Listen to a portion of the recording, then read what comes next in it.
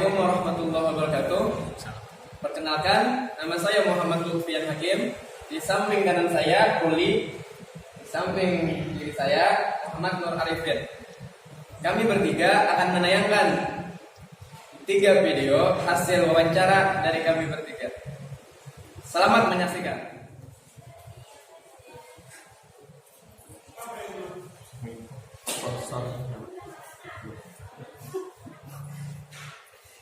Ini malam berhubung ada tugas yang diberikan ibu tiba tamu guru berbicara sesuatu. Menurut saya hendak bertanya soal pengembangan sila kelima. Itu bagaimana menurut dia, apakah benar-benar betul-betul sudah bisa diamalkan sila kelima itu dalam ruang lingkup apa? Bangsa atau kita sebagai masyarakat? Sila kelima, keadilan sosial bersyukur. Itu merupakan satu tujuan kita atau membahas dalam pokok pikiran yang ada dalam pembukaan. Itu ada keadilan sosial bagi seluruh rakyat Indonesia. Jadi kemungkinan ada sebagian sudah tercapai dan ada sebagian ada masih dalam proses dan ada juga yang belum tercapai karena itu sudah direncanakan. Tapi kita sebagai masyarakat mungkin secara karena Pancasila sebagai negara itu salah satunya kan ada bahas mengenai tidak boros, tidak boros, berumah itu merupakan salah satu pengembangan Pancasila.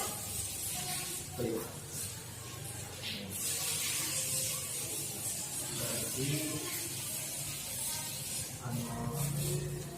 faktor sehingga tidak terwujudnya tidak penting itu faktornya memang dari masyarakat sendiri. Mungkin faktor itu adalah yang pertama faktor internal masing-masing untuk pribadi masing-masing, kedua eksternal lingkungan. Mungkin itu dua faktor itu yang mempengaruhi tidak tercapainya suatu keadilan sosial. Ada contoh-contoh program-program yang sudah dicanangkan pemerintah, contohnya seperti BPJS sudah jaminan kesehatan dan ada bagian-bagian tertentu yang masih dalam proses. Bagi kita sebagai mahasiswa itu tinggal mengamalkan dalam keadilan sosial di seluruh rakyat Indonesia, baik diri kita sendiri, faktor diri kita sendiri, mulai dari sendiri dulu. Dari kita yang mengamalkan sistemnya itu kemudian bisa kita sosialisasikan. Mungkin bisa juga karena kurangnya pengetahuan masalah pengamalan kan ada betul-betulnya. Jadi seandainya kita tahu pengamalannya, otomatis bisa diamalkan. Jadi faktor juga faktor dari dalam dan dari luar dalam memperkuatnya sendiri aja. Mungkin seperti itu saja Pak wawancaranya. Jadi banyak terima kasih atas waktu kalian. Mohon maaf kalau kalian video baik. Terima kasih Bang. Assalamualaikum Pak. Waalaikumsalam. Boleh saya dulu? Silakan dulu. Ada apa ya? Saya di sini ingin wawancara, boleh? Siap. Ya, di sini saya ingin mewawancarai Bapak sedikit lah tentang penumpukan sampah yang ada di negara kita ini. Jadi karena negara kita ini mempunyai banyak orang, ya ibaratnya itu kalau dihitung hampir triliunan atau lebih. Nah, karena ada banyak orang ini, jadi menurut Bapak gimana cara menanggulangi penumpukan sampah yang dilakukan oleh masyarakat itu sendiri? Begini, itu perlu satu kesadaran dari masyarakat khususnya. Jadi kalau misalnya sampah itu sampah rumah tangga, apalagi kalau bisa dipilah mana yang organik organik, mana yang organik. Kalau kita ada skill, ada keahlian, itu bisa didaur ulang. Contohnya kalau misalnya kita di Pulau Jawa, yang bekas botol itu dibikinnya ya, dari yang tidak berharga jadi berharga, yang dari yang tidak ada nilai, tidak ada nilai komersial, dibikinkan perhiasan apa, dibikinnya pot bunga, misalnya kayak bekas ban, dibikinnya kursi, dibikinnya pot, bikin apa, itu kan satu kreatif. Makanya di sini harus adanya keterkaitan instansi terkait, misalnya UMKM di situ berperan bagaimana untuk mendaur ulang sampah. Kan selama ini sampah itu dari rumah tangga, sampah dari kampus gitu ya.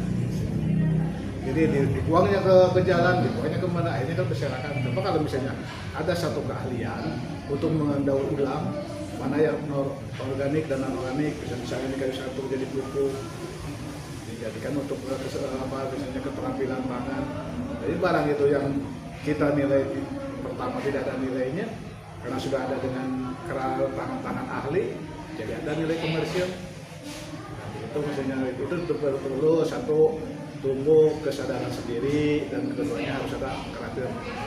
Memang di sini harus ada pendukung Pak. Misalnya ada instansi pemerintah yang turun tangan untuk mendidik ke masyarakat dari bahan bekas menjadi barang yang berharga.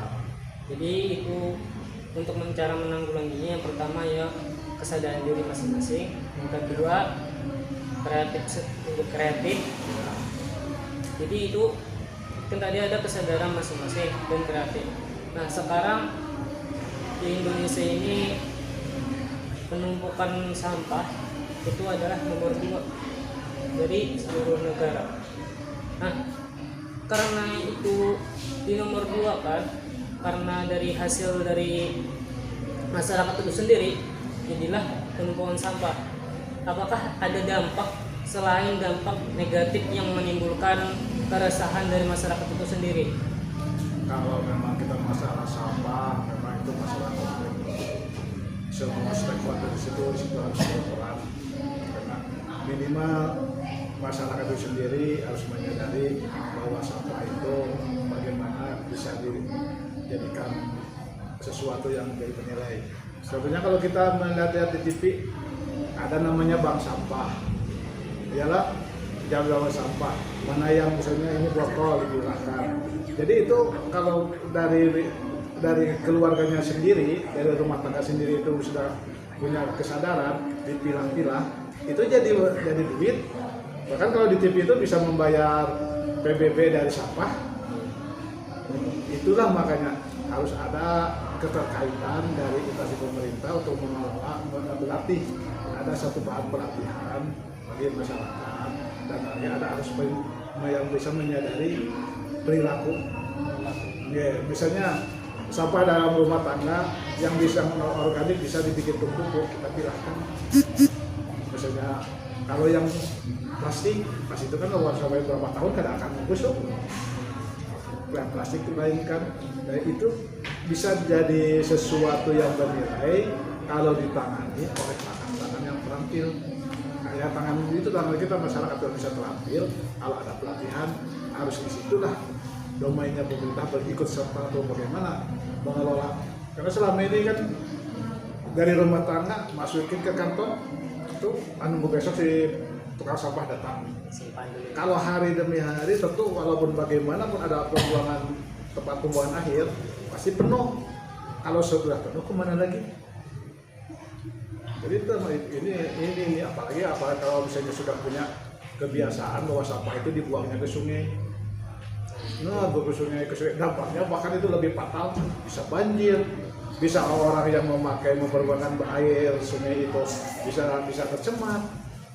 Jadi disinilah kita harus sama-sama menyadari bahwa sampah itu memang sudah merupakan masalah bersama, bukan pemerintah, bukan masalah masyarakat yang kurang disiplin, tapi itu harus ada kesinambungan dan keterkaitan. Jadi gitu. Berarti tadi itu harus ada kesadaran masing-masing juga ya? Iya benar. Ini karena timbulnya dari sudah timbul kesadaran, akhirnya mana sampah itu yang bisa membahayakan gitu kita. Nah itu nanti petugas kebersihan yang dari Pemda itu yang mengambilkan. Kalau misalnya ini yang belum bisa didaur ulang oleh masyarakat sendiri, uang berarti kalau bukan sampah itu bisa nanti dibawanya ke TPA, di TPA itu dipilah lagi sama orang-orang yang sudah bisa, ini yang bisa menjadikan bahan, dipilih lagi sama orang-orang yang di sana kok, karena sebagai pemulung itu kan, pemulung itu kan memang sih di satu sisi sampah itu bisa menjadi masalah, tetapi bagian seorang itu bisa menjadi berkah. Banyak pemulung yang berhasilan dari mengambil barang-barang bekas. Tapi memang di situ Pak, kalau misalnya kita cuman mengandalkan itu aja, cuma pendapatan gitu. Tapi kalau misalnya ada kreativitas tinggi, keterampilan tinggi, jadi yang turunnya nilainya harga berapa, jadi bisa lebih tinggi, menambah lagi pendapatan. Kita harus menanggulanginya dengan cara kesadaran masing-masing dan mendaur ulang kembali dari hasil yang dibuang tadi itu didaur ulang kembali. Iya. Nah, jadi saran Bapak apa tentang penumpukan sampah ini agar tidak meresahkan lagi, atau sekira orang atau masyarakat itu ada memiliki kesadaran masing-masing. Memang Bang, kalau lingkupnya besar, di sini kan domainnya itu kan pemerintah, instansi yang terkait. Jadi si sampah itu di TPA itu misalnya bisa diselesaikan atau bisa dibikin seperti banyak kan. Ada yang bisa jadi gas dari sampah, ada yang bisa dibikin pupuk, dan banyak lain. Itu memang itu keikutsertaan pemerintah itu di dalam pasti situ. Jadi di samping masyarakat sudah sebuah kesadaran, pemerintahnya sudah ada programnya untuk bahwa sampah itu bisa didaur ulang, yang organik dibikin pupuk atau kemudian bisa dibikin gas atau apa. Kalau yang ini bisa dibikin yang misalnya kayak plastik, dibikin untuk semacam keterampilan tangan, bisa jadi. Kenapa jadi wah ini ya hasil dari masyarakat sini kreatif mendaur ulang sampah menjadi sesuatu yang bernilai. Kan itu kan sebenarnya itulah pemberdayaan masyarakat. Pemberdayaan masyarakat, catatannya pemerintah itu harus ikut serta. Iya. Masih ada lagi? Oke Pak, terima kasih sudah meluangkan waktunya untuk hari ini. Baiklah, itulah tadi wawancara sedikit tentang penumpukan sampah yang ada di negara kita dan di masyarakat. Terima kasih kepada Bapak untuk meluangkan waktunya dan memberikan motivasi dan memberikan sarannya kepada kami semua. Terima kasih. Wassalamualaikum warahmatullahi wabarakatuh. Waalaikumsalam.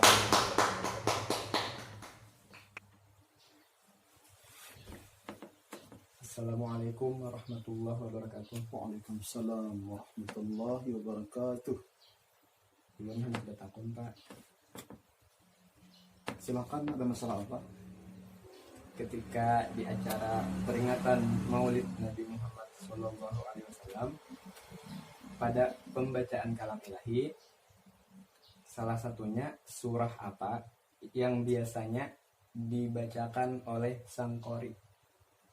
Surah Al-Ahzab ayat 21. Apakah Bapak berkenan untuk membacakan ayat tersebut? Insyaallah bisa laksanakan. A'udzu billahi minasy syaithanir rajim.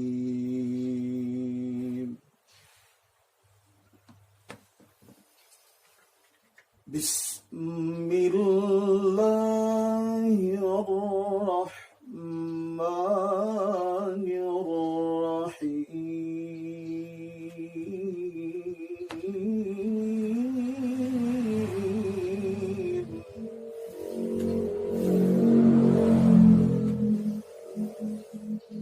لقد كان لكم في رسول الله أسوة حسنة لمن كان يرجو الله واليوم الآخر وذكر الله كثيرا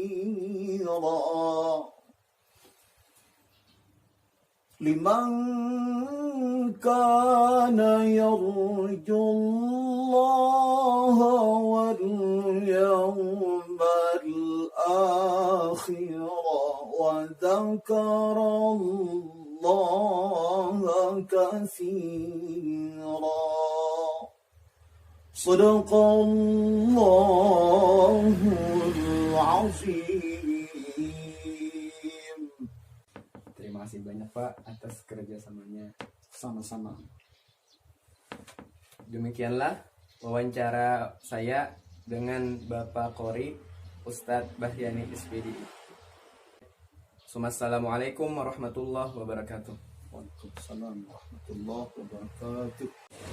Itulah video wawancara dari kami. Kurang dan lebihnya kami mohon maaf. Assalamualaikum warahmatullahi